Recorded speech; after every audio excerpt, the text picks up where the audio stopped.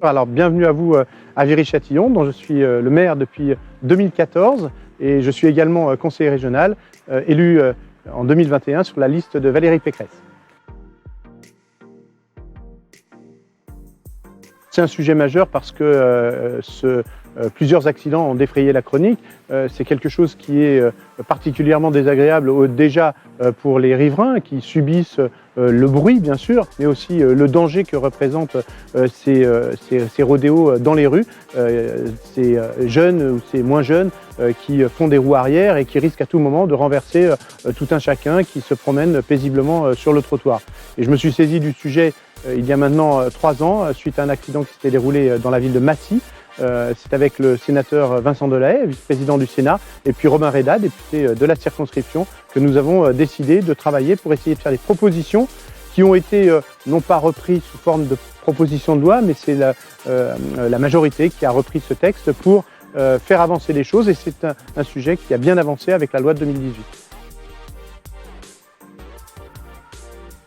L'amélioration qu'a apporté la loi de 2018, c'est surtout de renforcer les amendes, de renforcer les peines de prison, en particulier lorsque ces phénomènes sont réalisés en bande ou sous l'emprise de l'alcool ou sous l'emprise de stupéfiants. C'est déjà une avancée notable puisqu'on a réussi à diminuer un petit peu, en tout cas dans les rues de Viry-Châtillon et de certaines communes de banlieue parisienne. Pour autant, ce phénomène continue d'exister et il y a encore certainement des améliorations à apporter.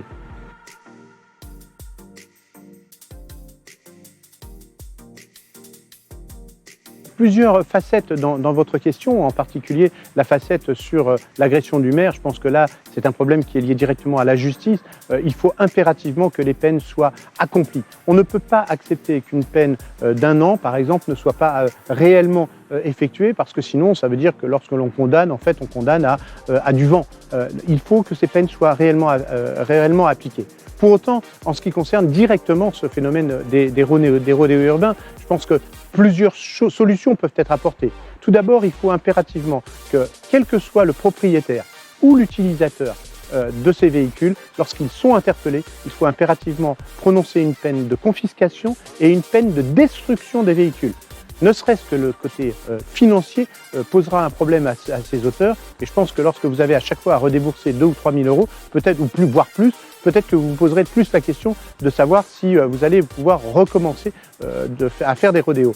Et puis, je pense qu'il faut renforcer l'utilisation des systèmes de vidéoprotection, non pas pour interpeller, mais pour avoir une trace, pour avoir la possibilité de reconnaître, d'identifier les auteurs, voire même d'identifier les endroits où vont se cacher les véhicules, où vont être cachés les véhicules, de façon à pouvoir, avec les forces de police, pouvoir les confisquer et à nouveau retomber dans ce principe de confiscation et de destruction, de façon à les limiter.